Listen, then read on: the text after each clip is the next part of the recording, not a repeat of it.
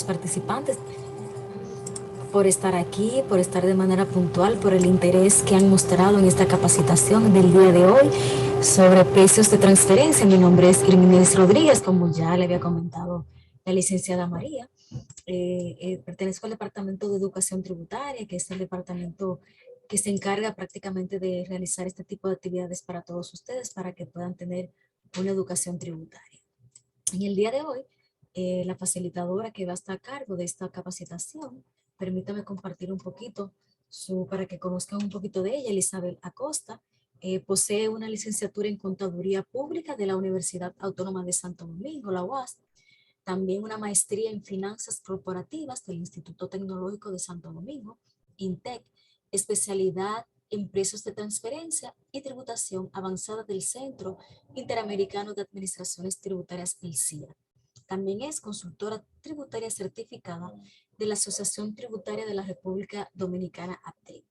Actualmente la licenciada se desempeña como supervisora de fiscalización externa de la Gerencia de Grandes Contribuyentes de la Dirección General de Impuestos Internos y forma parte del equipo de facilitadores de la red de especialistas tributarios y educadores Retribuye. En pantalla o en su computador ustedes están viendo, vamos a tener la logística, los micrófonos estarán en silencio. Por favor, vamos a tener una sección de preguntas y respuestas relacionadas al tema todos. Ustedes la van a compartir a través del chat y yo voy a ir anotando las preguntas. Vamos a tener, estimados, voy a compartir con ustedes a través del chat una pequeña evaluación para que ustedes, por favor, si son tan amables, de colaborarme con el llenado. A ver si la compartimos. Ahí está, le compartí vamos a tomar unos 10 minutos para que ustedes, por favor, si son tan amables, me colaboren con el llenado. Para nosotros es muy importante la información que ustedes plasman en estas encuestas.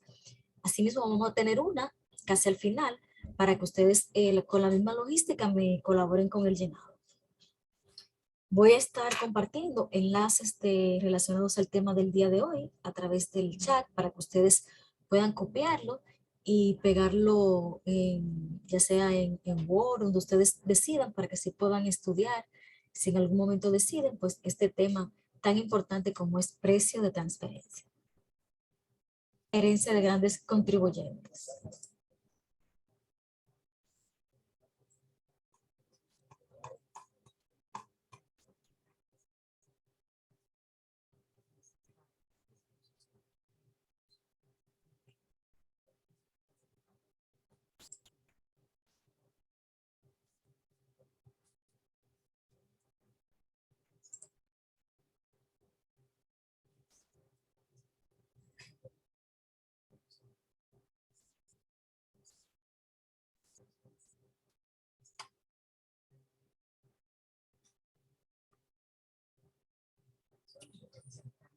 Agradecemos por favor que estén llenando el formulario para así poder dar inicio al webinar de la noche de hoy, precios de transferencias y llenado de la DIOT. Así es, a las personas que no lo han completado, les invito por favor para que me colaboren con el llenado. Voy a compartir a través del chat para aquellas personas que quizás estén ingresando, puedan pues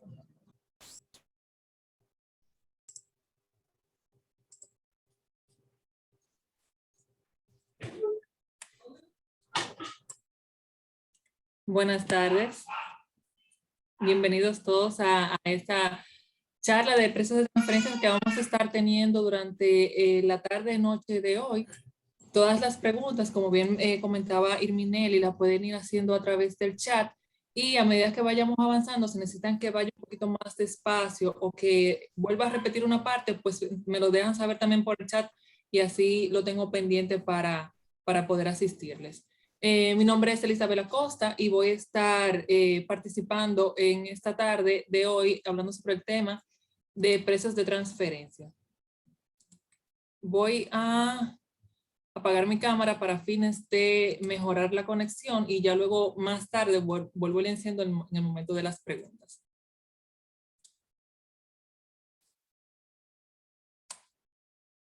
Precios de transferencia Vamos a ver en el contenido de la tarde de hoy qué es una definición de precios de transferencia, qué dice o qué establece la regulación internacional, qué queremos decir cuando hablamos del principio de arm's length, de qué significa la palabra BEPS, o sea, estas siglas, qué son y por qué se habla tanto ahora cada vez que hacemos referencia a precios de transferencia. ¿Cuál es la regulación interna que tenemos que cumplir todos como obligados de estas disposiciones? ¿Cuáles son los sujetos alcanzados por estas regulaciones? ¿Y cuáles son los elementos principales que debemos tomar en cuenta al momento de aplicarle los principios o los lineamientos establecidos en la legislación en materia de precios de transferencia? Vamos a tener también el conocimiento de qué es cuando hablamos de vinculación, qué entendemos por comparabilidad, qué tipos de comparables podemos utilizar al momento de valorar nuestras operaciones con partes relacionadas y qué hacemos para valorar, o sea, qué necesitamos hacer para poder valorar nuestras operaciones con partes relacionadas de acuerdo a la legislación. ¿Cuáles son las obligaciones de los contribuyentes? Vamos a ver qué es la declaración informativa de operaciones entre partes relacionadas, aunque no vamos a entrar en detalle en ella, puesto que tenemos mañana el taller de Dior para conocer el llenado de la misma. Vamos a conocer qué es el reporte local, el reporte maestro y el reporte país por país y por qué es importante conocer sobre estos reportes en este momento. Y por último, vamos a ver cuáles son las exclusiones al reporte local de precios de transferencia.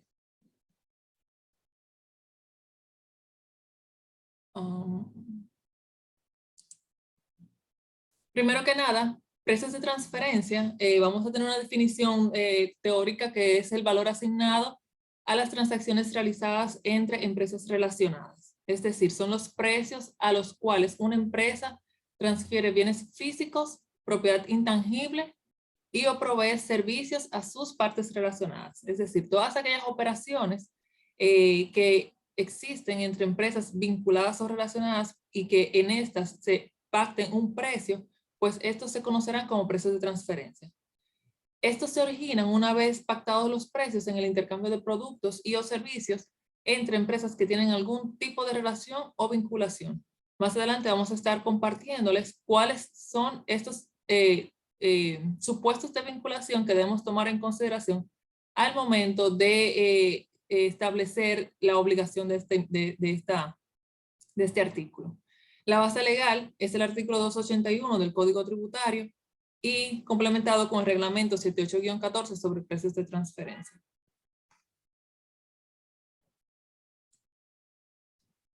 ¿Por qué precios de transferencia? Aproximadamente el 60% de las transacciones alrededor del mundo son entre partes relacionadas. Si las transacciones son entre jurisdicciones con tasas impositivas diferentes, relocalizar estas rentabilidades es beneficioso. A partir de la crisis financiera internacional del 2008 y los efectos negativos en las economías, ustedes no sé si pudieron conocer que en el 2008 hubo una gran crisis financiera que surgió principalmente en Estados Unidos, fue donde más afectó con el tema de la hiperinflación de las hipotecas, que esto tuvo como impacto el que los países desarrollados miraran con otro punto de vista hacia dónde se iban o se trasladaban estos beneficios. Y se vieron en la necesidad de incrementar sus ingresos fiscales como una forma de controlar el fraude fiscal internacional.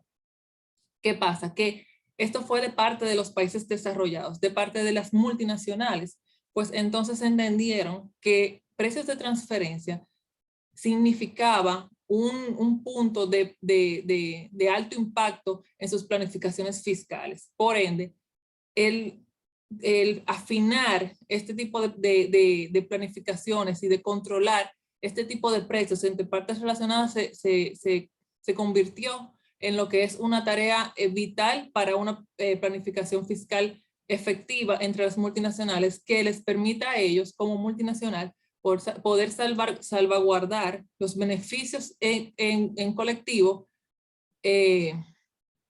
siempre y cuando cumplan con la parte legal, o sea, que que no se utilice esta planificación fiscal para eludir o evadir impuestos en las diferentes jurisdicciones donde tienen impacto.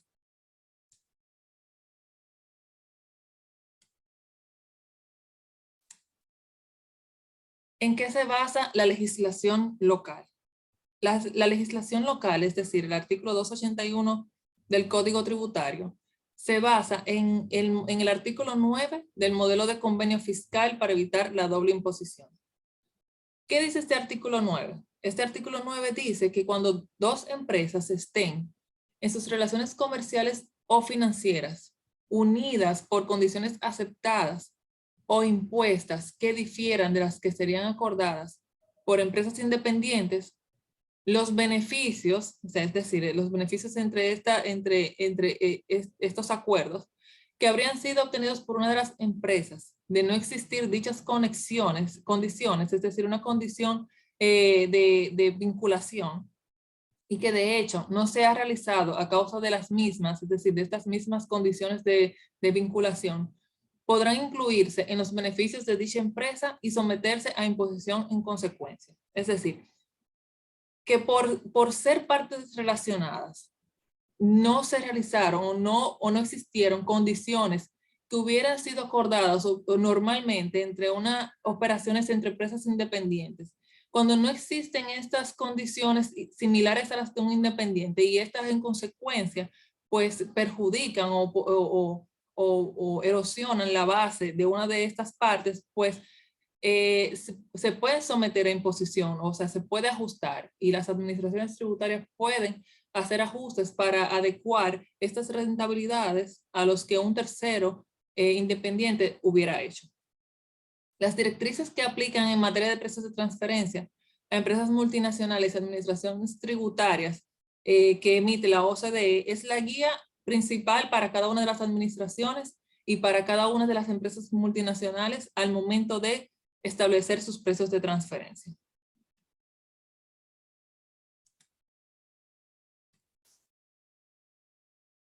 Un modo de graficar.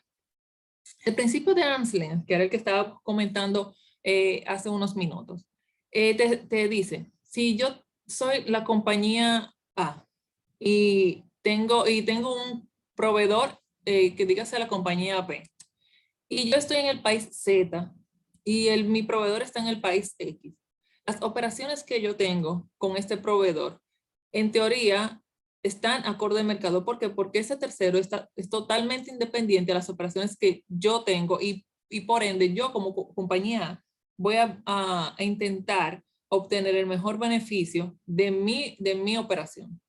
Sin embargo, una relacionada, dígase compañía C, que también está en el país Z, y con su empresa vinculada, compañía C1, que se encuentra en el país X, bajo las mismas condiciones que yo, compañía A, y mi proveedor, compañía B, tienen operaciones y relaciones comerciales y financieras igual o similar a la de nosotros, pues en teoría o en la práctica debería de indicarnos que estas operaciones que tienen estas partes relacionadas deben ser similares a las que yo, compañía A, tengo con compañía B, que es un proveedor independiente.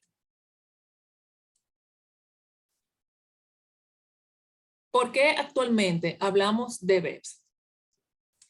BEPS, que el término significa erosión de la base y traslado de los beneficios por sus siglas en inglés, hace referencia a las estrategias de planificación fiscal que aprovechan vacíos y discordancias en las normas fiscales para trasladar artificiosamente beneficios a jurisdicciones de baja o nula tributación, ya sea a través de los mecanismos de precios de transferencia, abultando o disminuyendo los precios para crear un efecto en el estado de resultado de una u otra parte, ya sea utilizando instrumentos financieros para la flexibilidad que dan estos para poder hacer planificaciones fiscales, en algunos casos agresivos que erosionan la base.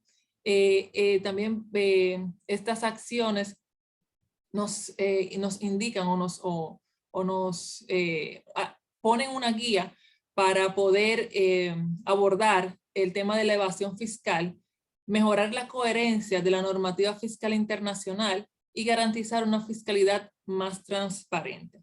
Estas acciones fueron elaboradas por la OCDE en conjunto con el grupo de países que conforman el G20, que en su mayoría, o todos, se consideran países desarrollados.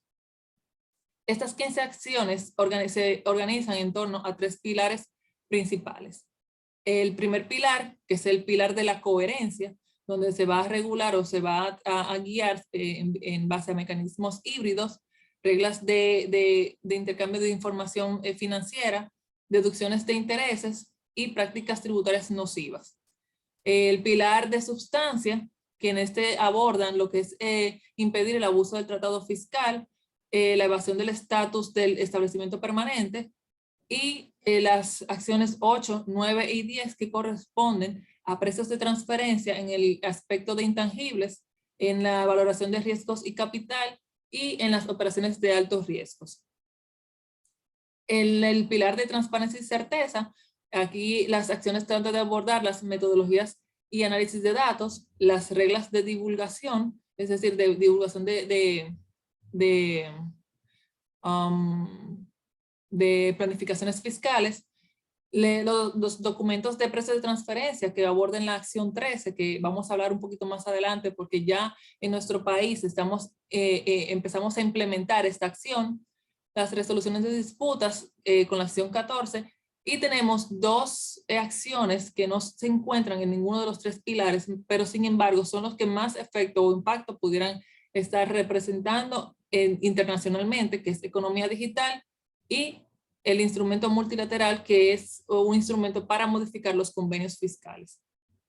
Para el 2018, República Dominicana asumió el compromiso para implementar el paquete de estándares mínimos, es decir, se acogió al marco inclusivo sobre BEPS y debe cumplir con el estándar mínimo, que son aquellas de los 3 pilares, las que están sombreadas en un verde más oscuro, dígase, debemos cumplir con la acción 5 de prácticas tributarias nocivas, la acción 6 de impedir el abuso del tratado fiscal, la acción 13 que es la documentación de precios de transferencia y la acción 14 que es la resolución de disputas.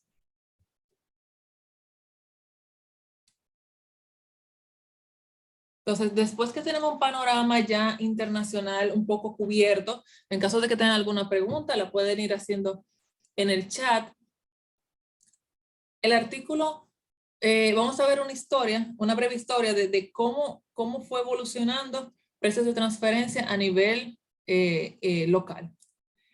Primero, antes que nada, el artículo 281 viene desde la creación de la ley 1192, donde se estableció por primera vez los conceptos generales para las transacciones celebradas entre partes relacionadas. En ese entonces era un parrafito que establecía algunas pautas mínimas. A su vez, el reglamento 139-98 que establece los elementos de vinculación que para ese entonces aplicaban para determinar cuándo había una vinculación con una empresa y cuándo no se consideraba vinculada. A su vez, con la ley 495-06 se introdujo el concepto de precios de transferencia y el concepto de APA, que son los acuerdos de precios anticipados. Con la norma 04-2011 se regula el artículo 281, estableciendo las metodologías de valoración de precios, tomando como base los estándares de la OCDE. Es importante aclarar que República Dominicana fue uno de los primeros países en abordar en el artículo 281, cuando se creó el código, el término de partes relacionadas o las operaciones entre partes relacionadas. Más sin embargo, no fue hasta el 2011 cuando se establecieron las metodologías de la guía de la OCDE. La ley 253-12 modifica el artículo 281 y le da fuerza de ley a lo que estaba establecido en la norma 04-2011, y en esta modificación también abarca a aquellas empresas vinculadas localmente. El reglamento 78-14 establece aspectos de regulación de este artículo 281 modificado. El decreto 256-21, que es el más reciente, modifica los artículos 5, 7, 10, y 18 del decreto 78-14 para mejorar el marco de precios de transferencia en torno a la acción 13 de BEPS. Recuerdan que les había dicho que habíamos implementado ya el tema de la documentación de precios de transferencia. Con este decreto se introduce la acción 13 de BEPS. Y con la norma 08-2021 se regula el reporte país por país.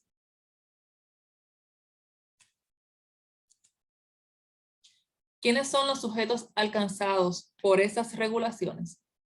Las operaciones comerciales o financieras entre una persona física, jurídica o entidad residente y un relacionado no residente, un relacionado residente y personas físicas, jurídicas o entidades domiciliadas, constituidas o ubicadas en estados o territorios con regímenes fiscales preferentes de baja o nula tributación o los denominados paraísos fiscales, se encuentran sujetas a las regulaciones de precios de transferencia.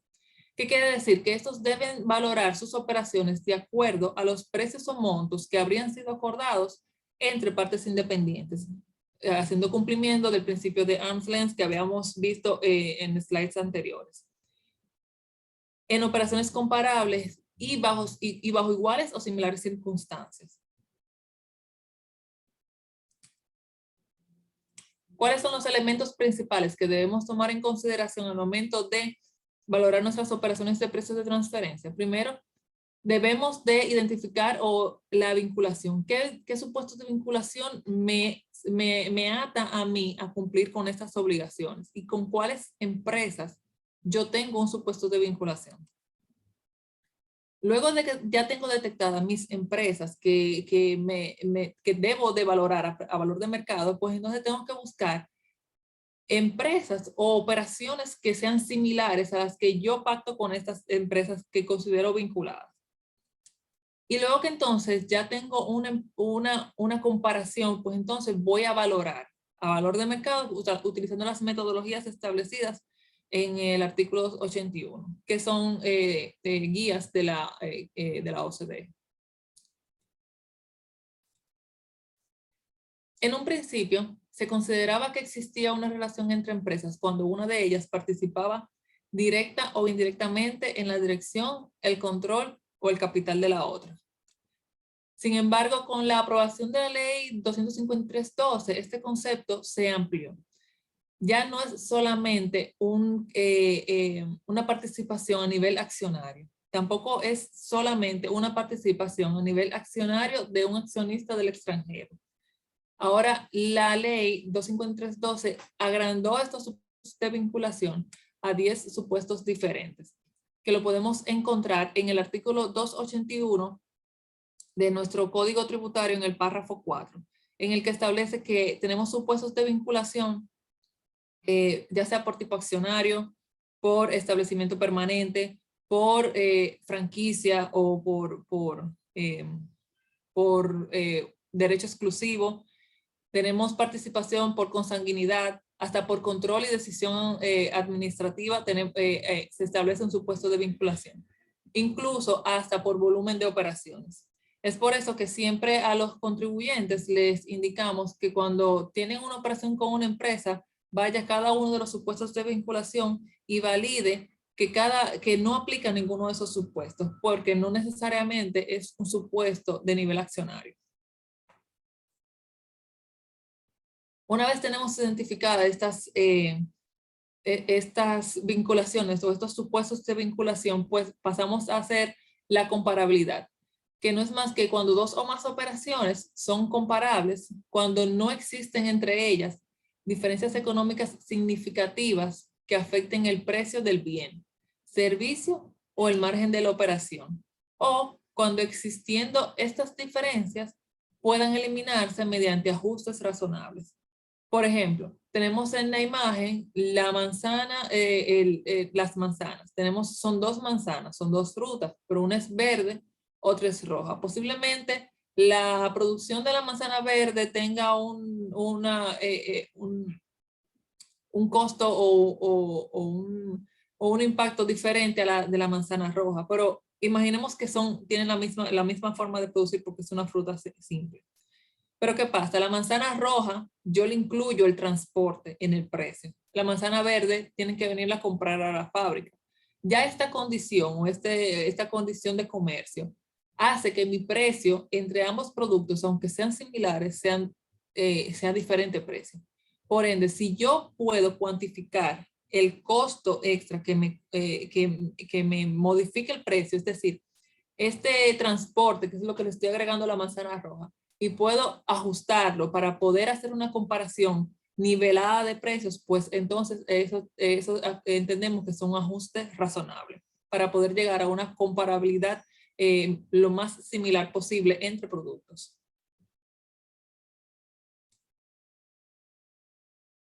Una vez tengo mis comparables seleccionados, mis posibles comparables seleccionados, yo puedo seleccionar no solamente un comparable interno. Cuando hablamos de comparable interno, es que, por ejemplo, yo soy el fabricante X y soy la parte que estoy analizando las operaciones que tengo con mis partes relacionadas.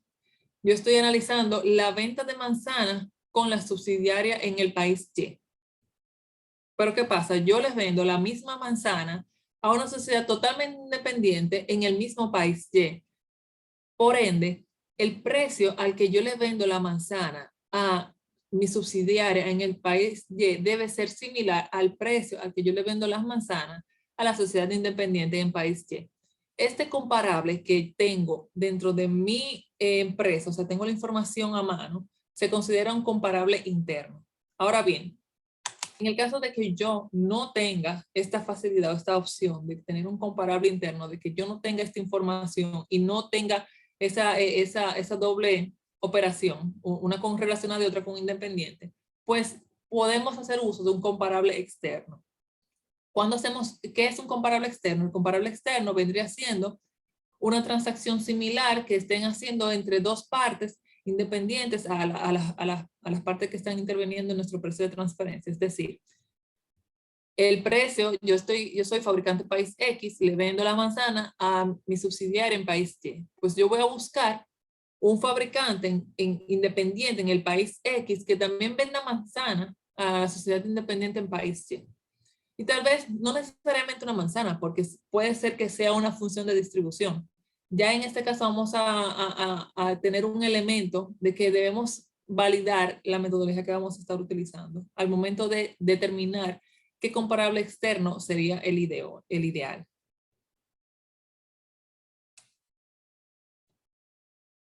Y cuando hablamos de metodologías, hablamos de las metodologías que establece el párrafo 7 de nuestro artículo 281, que nos habla sobre los métodos de valoración a los fines de determinar el precio de libre competencia de las operaciones entre los sujetos alcanzados por este artículo. Debe utilizarse uno de los siguientes métodos.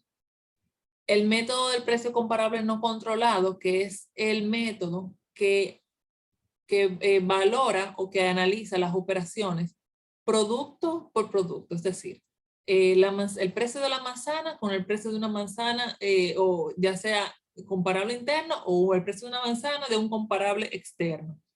También podemos utilizar esa metodología para comparar tasas de interés de un financiamiento. Podemos utilizar estas metodologías para comparar la tasa de retorno de un servicio prestado, es decir, o el beneficio o el precio que cuesta un servicio en específico, o cosas, operaciones que sean lo más similares posibles, donde podamos determinar un elemento individual. El método del precio de reventa se utiliza mayormente cuando estamos haciendo una reventa de un producto o de un servicio. Por ejemplo, yo compro las manzanas a una empresa relacionada y las revendo en el mercado local y no le agrego nada, o sea, simplemente las compro y las vendo. Soy un simple distribuidor y ahí pudiéramos aplicar un precio de reventa.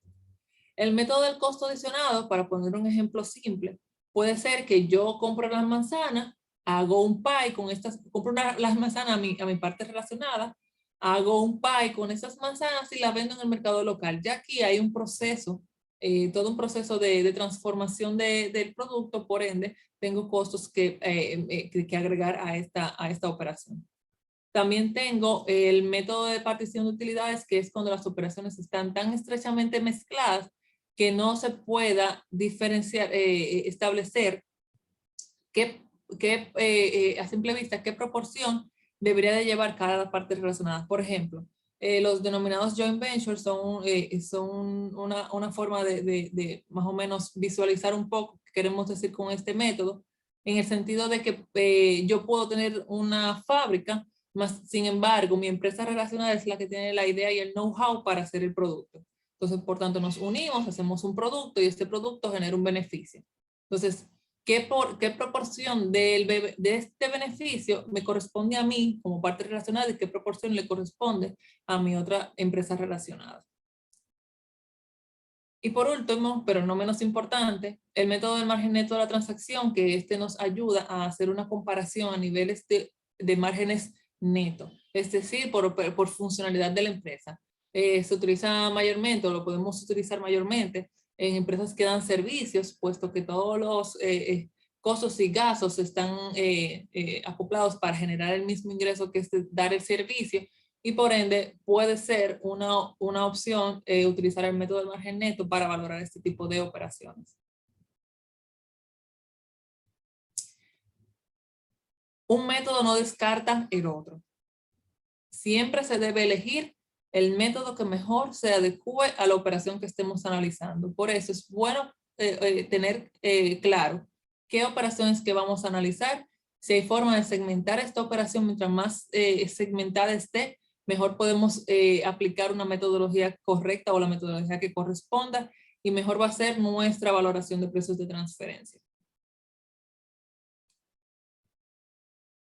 A modo de ejemplo de aplicación, vamos a poner vamos a decir este ejemplo: una empresa local, la empresa A, que pertenece a un grupo empresarial, decide importar desde una de sus empresas, la empresa B, productos terminados para revender en el mercado local. La empresa B está ubicada en Islas Caimán y tiene como función principal gestionar todas las operaciones de compra y servicios solicitadas por la región del Caribe. Por lo tanto, el contribuyente hace uso de la misma para realizar las operaciones de importación de productos terminados. El proveedor C seleccionado para esta operación es fabricante ubicado en Trinidad y Tobago, que según las listas de países cooperantes pudiéramos decir que pudiéramos tratarse también de un paraíso fiscal. ¿Qué pasa? Si vamos del lado de la derecha del gráfico, si nosotros, la empresa A, hubiéramos decidido comprar estos productos directamente al proveedor independiente, pues el costo de este producto hubiera sido de 100 pesos. Sin embargo, al utilizar la estrategia del contribuyente en el sentido de que yo, empresa A, solicito a mi empresa B, que es mi empresa que gestiona las compras, y esa empresa B, que es mi intermediario relacionado, compra al proveedor independiente, pues ahí se ve que él compra a 100 pesos, más sin embargo a la empresa A le cobra 150 y se quedan 50 pesos, como quien dice, la empresa por su gestión. Normalmente, recordando, cuando hablamos de paraísos fiscales, normalmente son empresas offshore, o sea, son empresas que están ubicadas simplemente en papeles, más sin embargo no hay una función real. Lo que debemos asegurarnos siempre es tener evidencia de que tenemos evidencia de que realmente hay una empresa funcionando en esta jurisdicción y que realmente hay un personal brindando este servicio. ¿Qué sucede? El efecto financiero de este ejemplo es que si lo hubiéramos comprado directamente al proveedor independiente, nuestro estado de resultado hubiera sido el siguiente. Las ventas corresponden a 180 pesos. Mis costos, que fue el costo de adquirir esta mercancía, 100 pesos, me da una utilidad bruta de 80.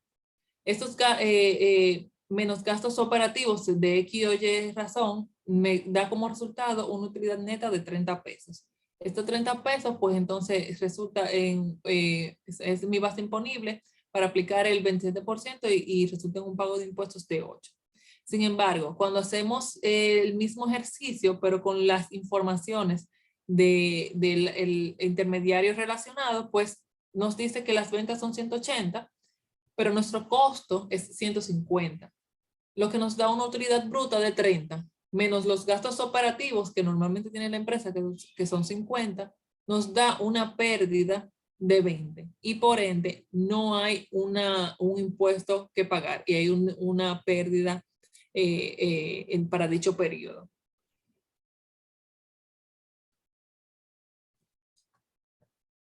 ¿Cuáles obligaciones tienen los contribuyentes para cumplir con precios de transferencia? Primero, tienen la obligación de enviar la declaración informativa de operaciones entre relacionados DIOR. Tienen la obligación de enviar el reporte local, el reporte maestro y a los contribuyentes que apliquen el reporte país por país. La DIOR es la declaración informativa de operaciones entre partes relacionadas. En esta declaración, el contribuyente va a reportar todas las operaciones que haya tenido con sus relacionadas o empresas vinculadas, tanto las que generan ingresos como las de costos, gastos activos y pasivos, presentando los detalles de las informaciones necesarias para el establecimiento del método de valoración de precios. En el día de mañana vamos a ver cómo llenamos esta declaración. A partir de este año, es decir, del ejercicio fiscal 2022, la DIOR se deberá presentar anualmente dentro de los 120 días posteriores a la fecha de cierre, es decir, con la declaración IR2. Esta fecha de presentación fue modificada por el artículo 18, párrafo 1 del decreto 256-21.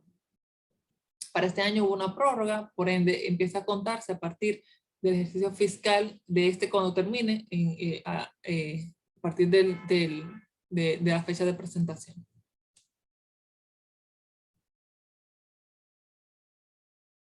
La DIOR se envía por la oficina virtual. En el menú de declaraciones juradas, al final está la DIOR. La versión 5.1 sigue vigente en la página web de la DGI para las declaraciones correspondientes hasta el ejercicio fiscal 2016. Dado el caso de que un contribuyente tenga que ponerse al día porque tenga algunas declaraciones atrasadas, pues entonces puede hacerlo en la versión 5.1 hasta el 2016 y del 2017 en adelante, pues debe hacerlo a través de la oficina virtual.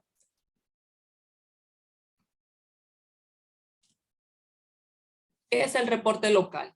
Porque tú me has hablado de reporte local, pero ya yo no escucho el estudio de precios de transferencia. ¿Y qué pasó? Bueno, el reporte local es un documento a través del cual se comprueba la aplicación del principio de plena competencia en operaciones vinculadas. Este informe detalla el proceso de valoración de los precios de transferencia convenidos con sus empresas relacionadas.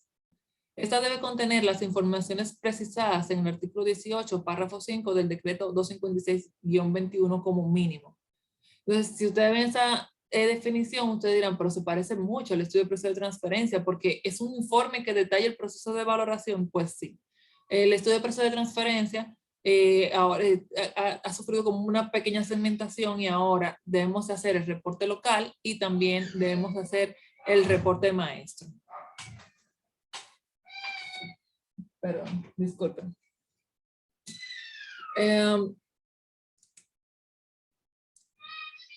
¿Cuáles exclusiones tengo al reporte?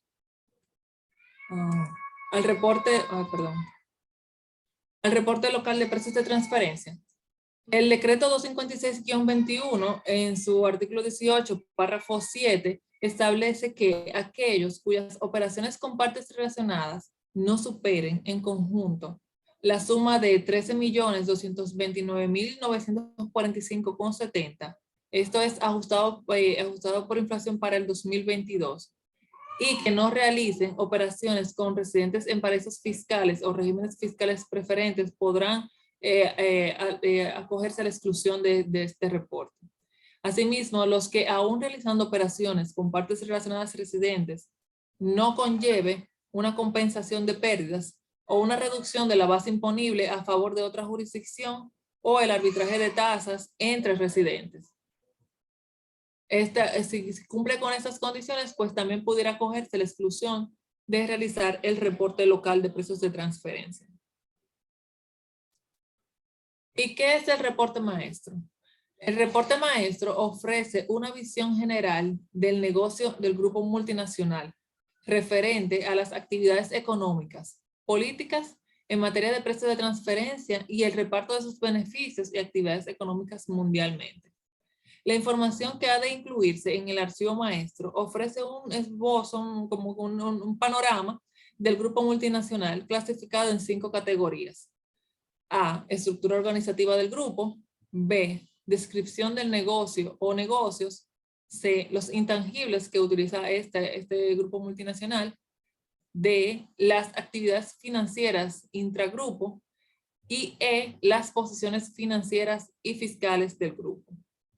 Estas disposiciones establecidas en el artículo 18, párrafo 5 del decreto 256-21 fueron introducidas a inicios del año pasado y son producto del cumplimiento del estándar mínimo de las acciones BEPS. Por eso le decía que el estudio más o menos se desmenuza un poquito porque una parte del estudio que colocábamos a modo de inicio, de introducción o historia del grupo multinacional, pues ahora debemos de detallarlo un poquito mejor en el reporte maestro. El reporte país por país, que es el tercer reporte introducido por la sección 13, se centra en información fiscal de cada entidad del grupo en lo que respecta al reparto mundial de los beneficios e impuestos pagados, indicadores de ubicación de las actividades económicas en las jurisdicciones donde opera el grupo multinacional, y estas disposiciones fueron establecidas en el artículo 18, párrafo 3 del decreto 256-21. Este reporte está alcanzado para los contribuyentes que sean sociedad matriz última, por eso no a todos le aplica esta obligación. Solamente a los contribuyentes que sean matriz última o entidad integrante de un grupo multinacional cuyos ingresos consolidados del grupo completo a nivel mundial sean iguales o mayores a 38.800.000 millones de pesos, el equivalente en pesos, el monto en pesos, perdón. Las informaciones contenidas en este reporte se encuentran disponibles en la norma 08-2021 sobre el reporte país por país, que también se introdujo el año pasado. Para más información sobre este y otros temas tributarios, pues pueden visitar la biblioteca virtual ubicada en la página web de Impuestos Internos en la sección de publicaciones. Irminel. Sí, aquí estoy.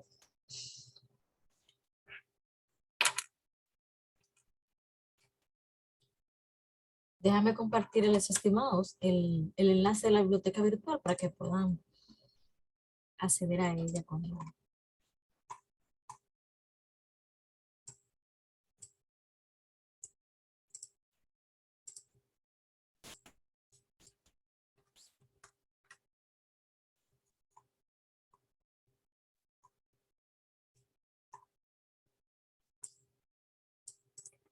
Voy con las preguntas ahora, un momentito, déjame.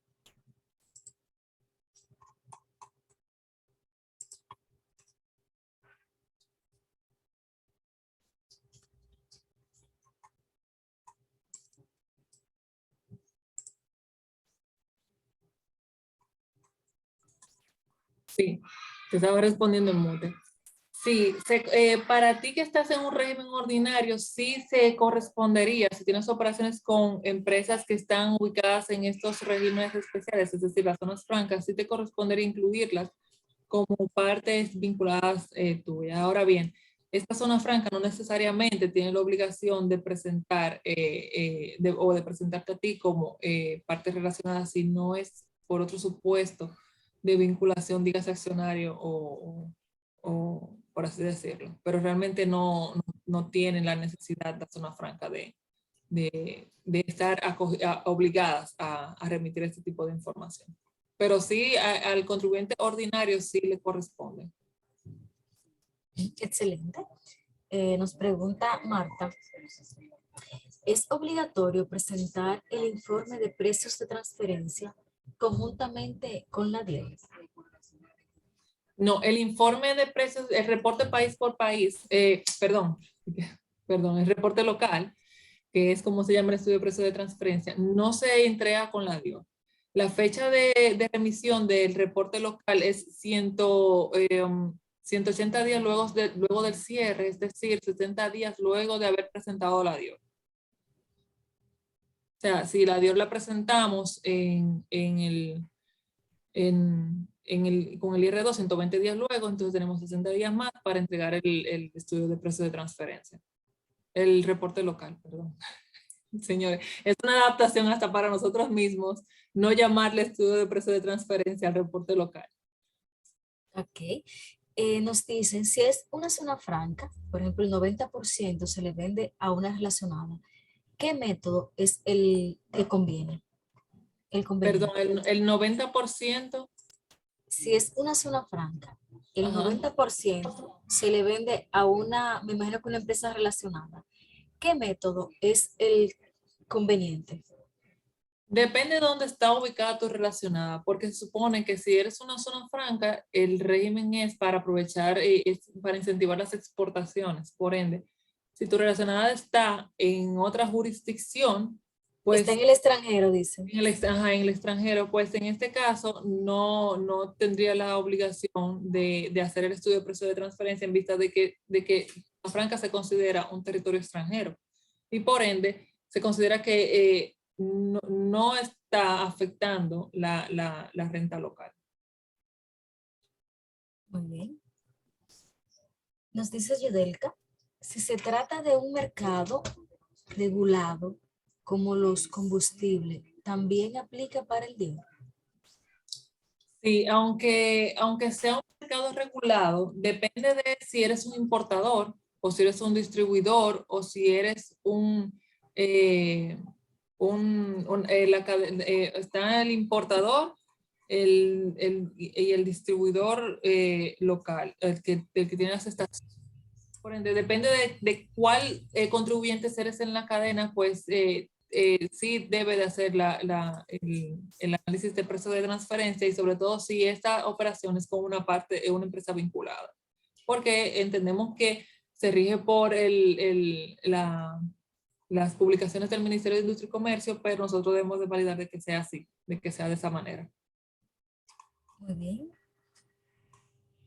Catherine Charlene tiene 4 preguntas. Perdón, y para agregar a esa pregunta del combustible. Acuérdense que las publicaciones del Ministerio de Industria y Comercio es para los precios internos. Si vamos a importar el combustible, pues entonces ahí debemos aplicar el método de importación de commodities o de materias primas que establece el artículo 9 del 281 que tiene unas condiciones específicas cuando hablamos de mercados de commodities. Sí. Elizabeth, es bueno que apague la cámara porque a veces como que se está yendo un poquito la voz. Ujú. Lista. Ok. Te decía que Charlene tiene 4 preguntas. La primera es, ¿podría aclarar para qué sirve el instrumento multilateral? El instrumento multilateral es, así mismo como le dices, es un instrumento que pone a disposición la OCDE y el G20 para que los países se guíen al momento de actualizar los convenios de doble imposición. Es decir, este instrumento le permite a un país que tenga muchos convenios con diferentes jurisdicciones, pues poder actualizar todos estos convenios a través del instrumento diciendo, bueno, voy a modificar este artículo, acepto este, no acepto este, y es como una forma legal de actualizar varios convenios a la vez, para que estos convenios estén a las disposiciones legales actuales y vigentes en materia de fiscalidad internacional. Muy bien. La próxima pregunta es, ¿qué es la acción 13 de BPS? La acción 13 de BEPS, o es decir, de las acciones BEPS, que son las acciones para evitar la erosión de la base y el traslado de beneficios, BEPS, sus siglas en inglés, que dice así. La acción 13 lo que establece que debemos de actualizar la documentación de precios de transferencia. Pues por esta razón que el año pasado se emitió el decreto 256-21 para introducir el reporte local, reporte maestro y el reporte país por país, que son las documentaciones de precios de transferencia que sugiere la OCDE en materia para actualizar los temas de reportería de precios. Muy bien. La siguiente pregunta dice, el significado de precio comparable no controlado.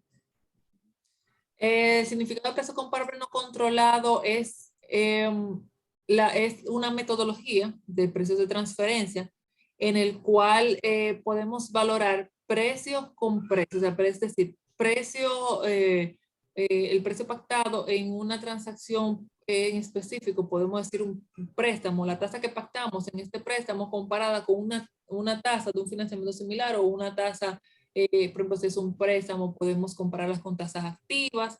Si es una inversión, podemos compararla con tasas pasivas. Es decir, que yo tengo un elemento individualizable que puedo comparar. O sea, tengo un producto que puedo comparar. No es a nivel de beneficios o resultados brutos o resultados a niveles netos, que ya es un porcentaje de toda una operación, sino que es el precio de un bien específico o de un servicio en específico. Excelente. Continuando con la cuarta pregunta de Charlene, dice, ¿a qué empresas aplicaría los precios de transferencias?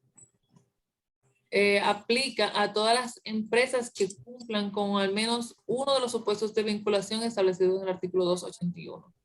Es por eso que siempre hago la acotación de que cada empresa, cada contribuyente debe sentarse a revisar el artículo 281 y verificar si no aplica con alguna de sus empresas o proveedores o clientes, si no aplica a uno de los supuestos de vinculación. ¿Por qué digo eso? Porque a veces el desconocimiento del contribuyente dice, bueno, yo no tengo ningún accionista, ni mi accionista tiene ninguna empresa por ahí que tenga más del 50%, que es el porcentaje mínimo que se exige para tu puesto de vinculación accionario. Yo no tengo ninguna empresa accionista, más sin embargo, ese mismo contribuyente pudiera comprar todo su materia prima, todo su costo, o la mayoría, o más del 50% de su costo, puede provenir de un proveedor en específico. Y eso, según la legislación de precios de transferencia, lo considera ese proveedor como una parte vinculada, una parte relacionada. ¿Por qué? Porque más del 50% de sus costos proviene de esa empresa o de ese proveedor. Asimismo, cuando una empresa le vende casi toda su producción o todos sus ingresos provienen de un cliente en específico. O sea, más del 50% de sus ingresos proviene de un cliente y por ende ya ese cliente se considera parte vinculada.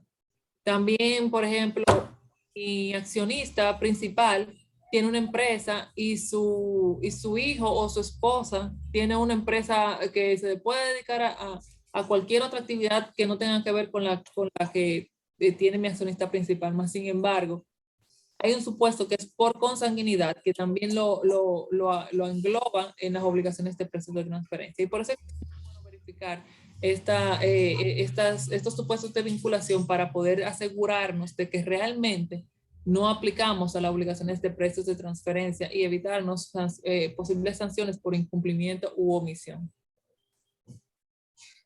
Muy bien, continuamos. Recordando a los participantes que si tienen alguna duda pueden ir escribiendo en el chat. ¿El reporte país por país es obligatorio? Es obligatorio para los contribuyentes que aplican a este reporte.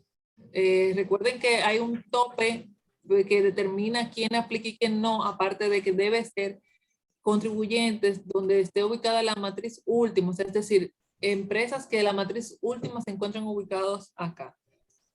O algunas otras de las condiciones que establece la normativa de regulación del reporte país por país. Entonces es bueno leer esa normativa, pero no todos los contribuyentes aplican a este reporte. Excelente.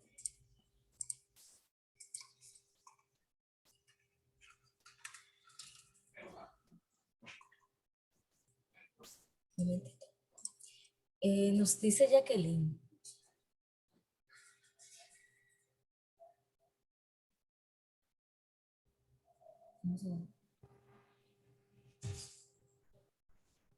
Sí, sí. Sí. Y Jacqueline nos pregunta, Ángel, para ver si me ayudas en esta pregunta que dice que ese link yo puedo ver la presentación porque solo tengo de la parte de la comparabilidad en adelante, no tengo las anteriores.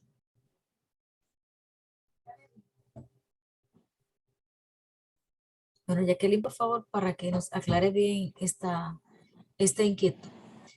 Débora nos dice, si le doy servicio Me imagino contable, que ella, perdón, Eminery, me imagino que ella quiere saber si le van a compartir la presentación porque ella entró tarde, al parecer, y lo vio a partir de la comparabilidad, del slide de comparabilidad. ah, bien. Ángel, si nos puede ayudar ahí, por favor, a ver si se va a compartir, si se va a compartir la videoconferencia, la grabación.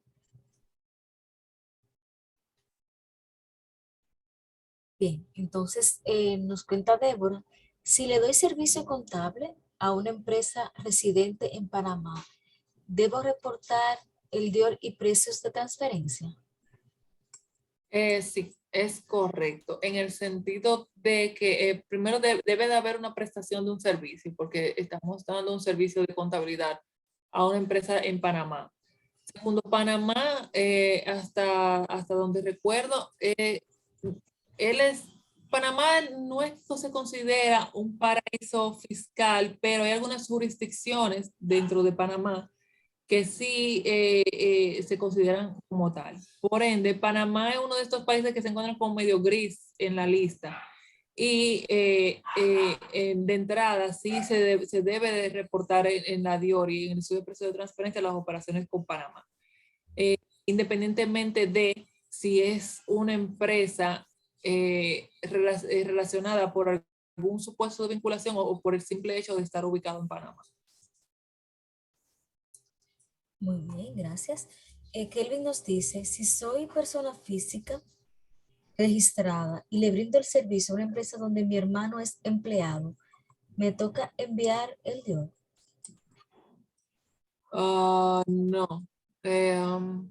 Donde tu hermano es primero, las personas físicas, tú dices que estás como registrado o como contribuyente, porque ahora la clasificación es registrado, que no tiene operaciones. Si tú emites comprobante, eres un contribuyente. Pero como persona física no te hace vinculado de esta empresa, porque realmente tu hermano no tiene, a menos que tu hermano sea el dueño, pero entiendo yo que tu hermano no tiene poder de decisión en la empresa como para generar una vinculación. Excelente. Hasta aquí fueron las preguntas. Ah, ok. Nos dice Marta, ¿el monto de operaciones son sobre los 13 millones? El monto de operación exenta, o excluida, perdón, de que exenta. El monto de operación que se excluye, o sea, si como contribuyentes se suman todas las operaciones con partes relacionadas y esta suma no pasa de 13 millones y tantos, que era el monto actualizado al año, pues están excluidos de hacer el estudio de precio de transferencia, el reporte local. Esto no quiere decir que no tenga la obligación de hacer la DIOR, de remitir la DIOR. La DIOR siempre es obligatoria, aunque sea con un peso o aunque sea sin nada, simplemente para identificar las empresas vinculadas. Pero la valoración, esta sí tiene una exclusión y este es el monto que se utiliza para poder excluir cuándo aplique y cuándo no. Muy bien. Mientras tanto, voy a compartir con ustedes, estimados, una evaluación para que ustedes, por favor, me la completen igual como hicieron con la de inicio. A lo que surgen más preguntitas, vamos a ir completando. Bueno, nos dice María, tengo una empresa de transporte que todos mis ingresos son provenientes de una sola empresa. Dicha empresa no está vinculada a la mía. ¿Debo presentar DIOR? Sí, todos tus ingresos provienen de esa empresa, sí.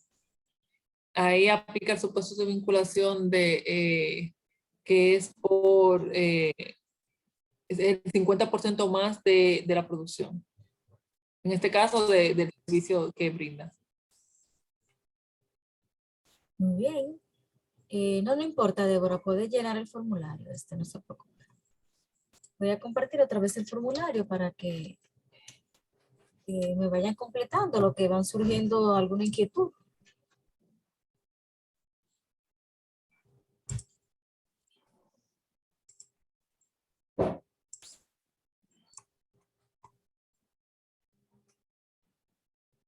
Voy a estar atenta al chat.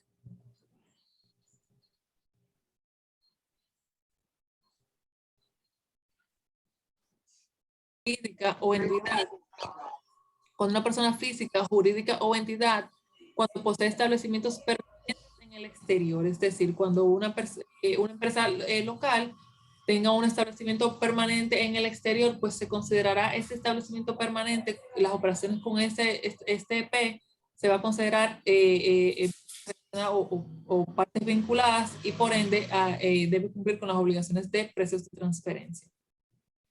En el numeral 4, cuando dice que un establecimiento permanente situado en el país que tenga su casa matriz residente en el exterior y otro establecimiento permanente de la misma, o una persona física o jurídica o una entidad relacionada con ella, es decir, es lo contrario del numeral 3. En el numeral 3 era que una persona o un contribuyente local tenga un EP en el exterior. En el 4 es que una empresa del exterior tenga un EP localmente. Se va a considerar una vinculación entre estas. Cuando una persona física, sociedad o empresa goce de exclusividad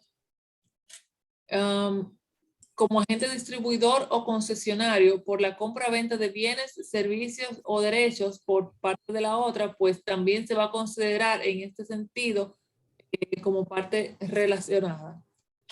El numeral 6, el numeral 5, es bueno que para poder determinar si realmente aplica la vinculación en el reglamento 78-14, te crea una condición de 3 partes que debe cumplir. Entonces, si no cumple con esas 3 partes, pues puede, aunque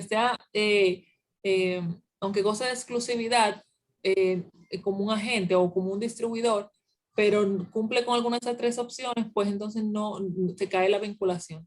Puedo poner como ejemplo una empresa de telefonía que se dedique a crear agentes de distribución. O sea, es decir, que se dedique a buscar agentes distribuidores de teléfono móvil, por ejemplo.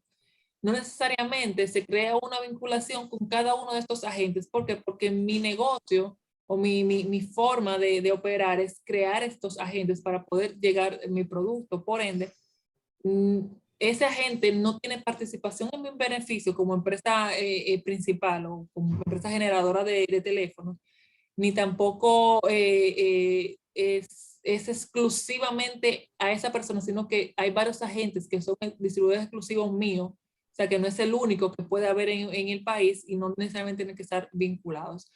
Bueno, que lo chequen en la 78-14 estas 3 condiciones.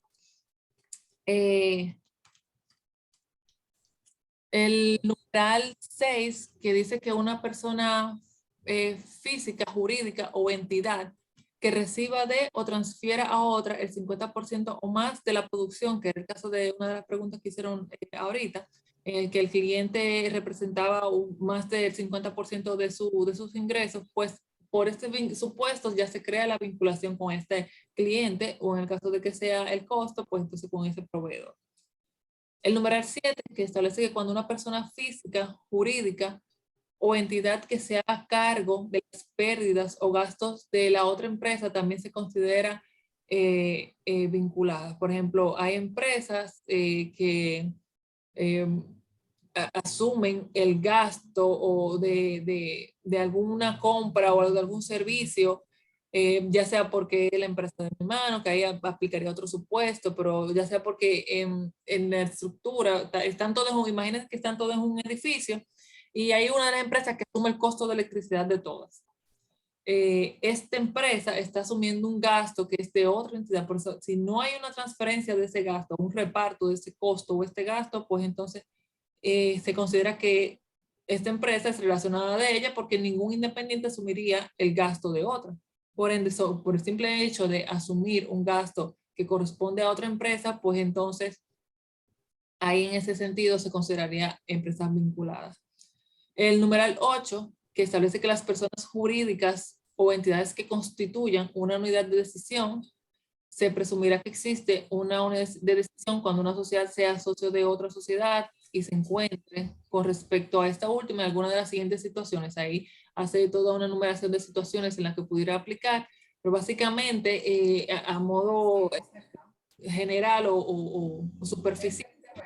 Imagínense los miembros del consejo o los miembros del consejo de administración que tienen decisión, que pueden tomar decisiones en una empresa o tienen derecho de voto o tienen control sobre decidir en las decisiones de esa empresa, pues esta persona, si tiene otra empresa, pues las empresas de esa persona se van a considerar empresas relacionadas de esto, donde esta persona tiene esta decisión o este derecho de voto.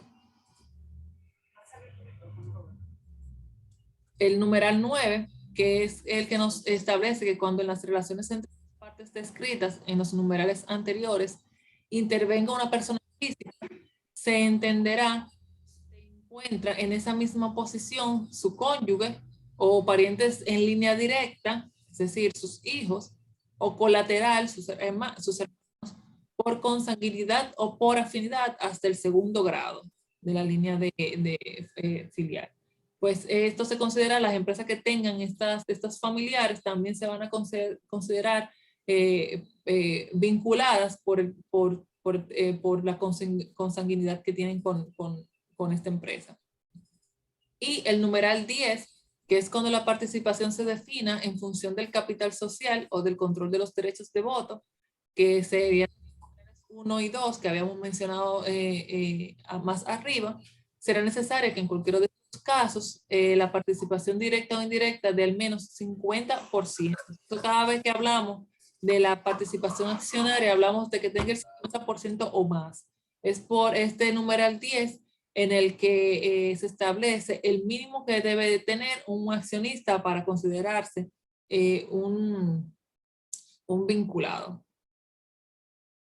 Quise hacer esta porque como en la presentación lo dije más o menos muy superficial, quise entrar en detalle para si tienen alguna duda con respecto a los supuestos de vinculación y las obligaciones de precios que se crean a raíz de estos supuestos de vinculación, pues tengan la oportunidad de hacerlas por el chat.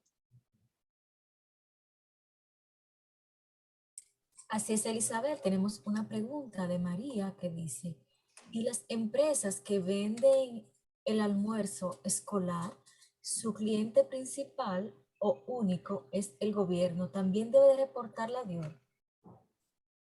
En este caso, ellos tienen una licitación. Se supone que la licitación pasa por un concurso y por el concurso debe de haber una valoración de mercado. Es decir, la misma licitación per se es una valoración de mercado para contrataciones, en este caso, contrataciones grandes o contrataciones públicas. El hecho de que sea el Estado, la legislación no hace salvedad. O sea, la legislación no especifica esta parte.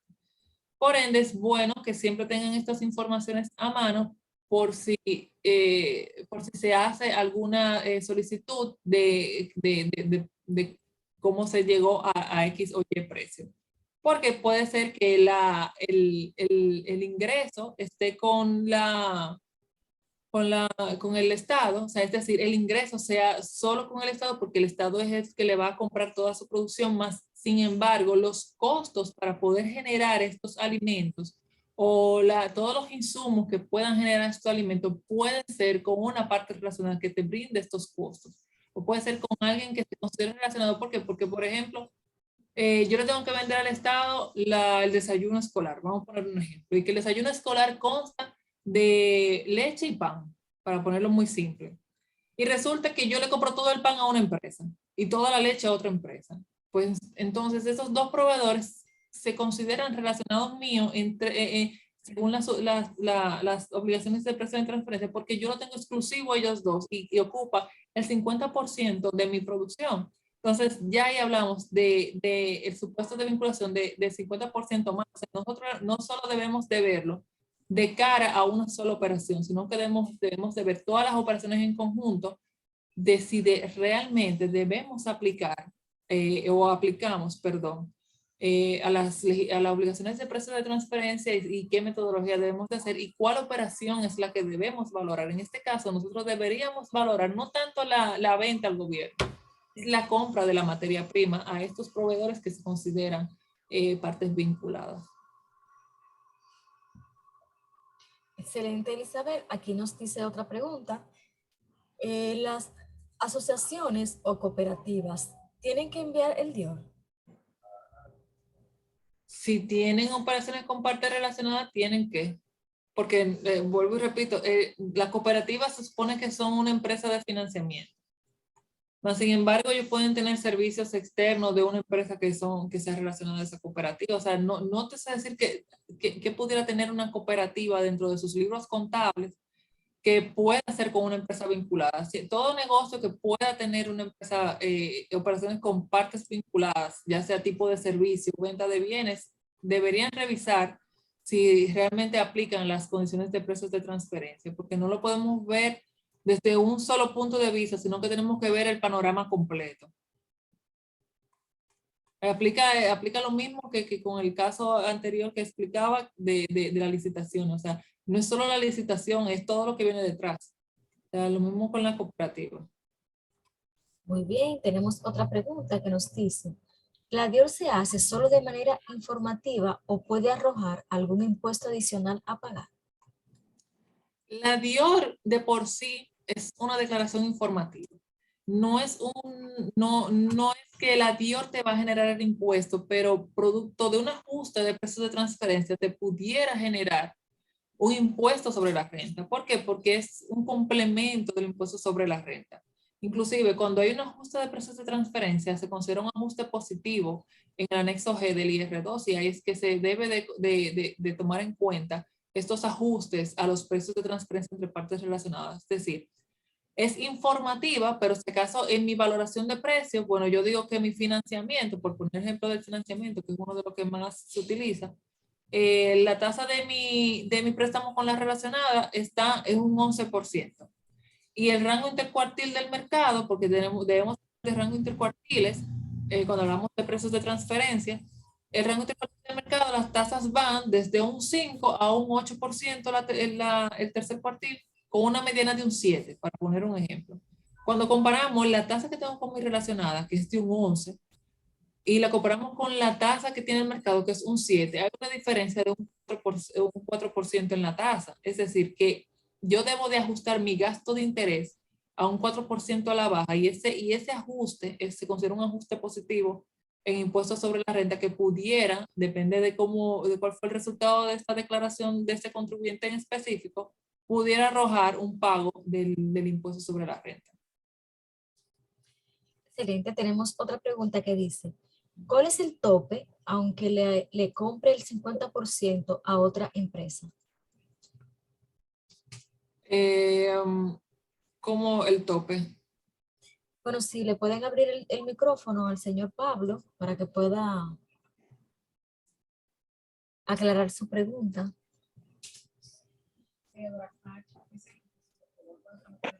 Sí, buenas noches.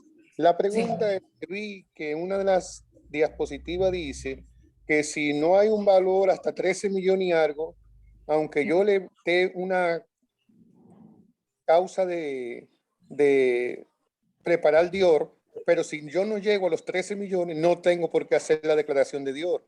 Eso fue lo que entendí. Si no, por favor, me aclaras. Claro, con mucho gusto. Los 13 millones es para la exclusión del reporte local. La DIOR no tiene tope, o sea, la DIOR no tiene exclusión. Si se acoge a uno de los supuestos, o sea, si aplica, perdón, a uno de los supuestos de vinculación, pues tiene que hacer la DIOR. La DIOR se llena aunque no tenga operaciones. Es decir, yo puedo llenar la DIOR diciendo yo soy fulano de tal y esas son mis relacionadas. Se acabó. Sin necesidad de llenar operaciones. El tope viene es para el análisis de precio de transferencia, que es sustentar con el informe o el reporte local que mis operaciones con mis partes relacionadas están a precio de mercado. Es decir, tener que utilizar una metodología, buscar un comparable, explicar todo eso, decir, mira, mi préstamo realmente está a valor de mercado porque las tasas están entre 7 y 12 y yo tengo un 10, por ejemplo. Y ahí yo demuestro que mi tasa que yo pacté con mi relacionada está a valor de mercado.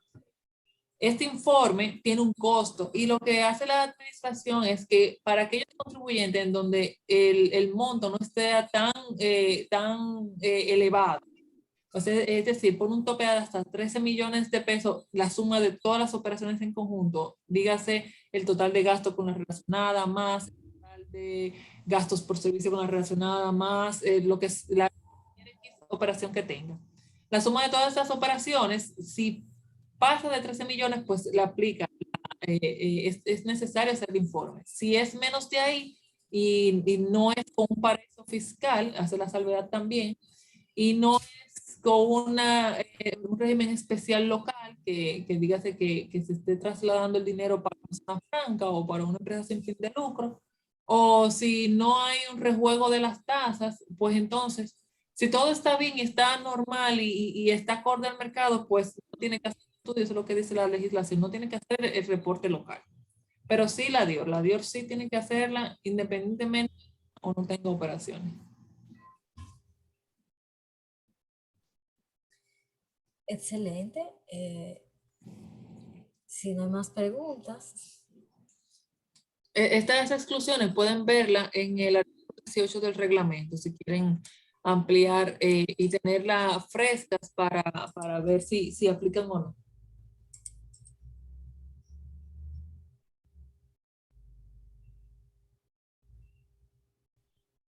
Claras. Si todas las dudas quedaron claras, creo que... Disculpa, María, que se puede repetir el reglamento, el artículo del reglamento. Artículo 18 del reglamento 78-14.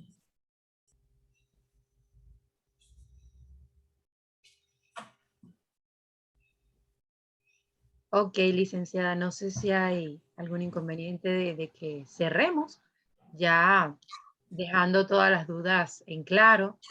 Ah, mire, tenemos mi última pregunta. No se ha contestado, por favor. ¿Cuál Si sería puede, esa si pregunta? puede decirla por el micrófono, por favor, Débora. Sí, Ángel, dale, por favor, pase a Débora Esther de la Rosa para que pueda decir su pregunta. Débora. Sí, buenas, ¿cómo están? Buenas noches. Buenas Buenas noches. noches. Adelante, Débora. Sí, gracias. Es con relación a una compañía que reciba préstamo por parte de un familiar, de uno de los accionistas, que si tiene la obligación de presentar la DIOR. Por un familiar, la empresa de un familiar le presta a la empresa del accionista suyo. No. Una compañía recibió un préstamo del padre de una de las accionistas. Okay. Y le paga intereses mensual por ellos. Entonces, en ese caso, esa empresa que recibe ese préstamo debe reportar la DIOR. En este caso, entiendo que sí. Entiendo que sí por el tema de, primero porque puede ser una inversión, que no estoy diciendo que ese sea el caso, pero son de las cosas que se verifican en empresas de transferencia. Tienen que demostrar que realmente no es una inversión en forma de préstamo, por el tema de que hay una vinculación de consanguinidad. O sea, es el padre del accionista principal que está fondeando la empresa y por ende un tercero no haría eso sin ver las condiciones a las cuales se está prestando. Si el préstamo realmente tiene un retorno de una tasa de interés de mercado, pues no habría problema. Pero eso debe de valorarlo con el reporte local, eso debe de demostrarse ahí y por ende sí debería de cumplir con las obligaciones de precio. Bien, muchas gracias. Bueno, es el momento. Si alguno de los participantes tiene alguna otra pregunta, puede manifestarse. No se queden con esa duda, no se vayan con esa duda. Recuerden que el día de mañana seguimos con la segunda parte de este webinar de precios de transferencias y llenado de la DIOR. Por otros lados, tenemos comentarios como excelente exposición, excelente, gracias por la respuesta. Adelante. Excelente, dice Débora Esther de la Rosa. Bueno, creo que todas las dudas quedaron aclaradas, licenciada Imerly. Así es, ya esperando que todos ustedes estén aquí en el día de mañana para que así puedan darle continuidad a lo que es el llenado de la DIO. Perfecto. Bueno, esto fue todo por la noche de hoy. Muchísimas gracias a la licenciada Elizabeth, porque fue nuestra capacitadora de la noche de hoy. Agradecerle a usted también, licenciada Imerly, por estar con nosotros, por siempre apoyarnos, porque el Instituto de Contadores Públicos Autorizados de la República Dominicana trabaja de la mano de la Dirección General de Impuestos Internos. Muchísimas gracias, licenciadas. Será hasta el día de mañana. Nos vemos a la misma hora a través de la misma plataforma Zoom. Feliz y bendecida noche para todos. Gracias por participar.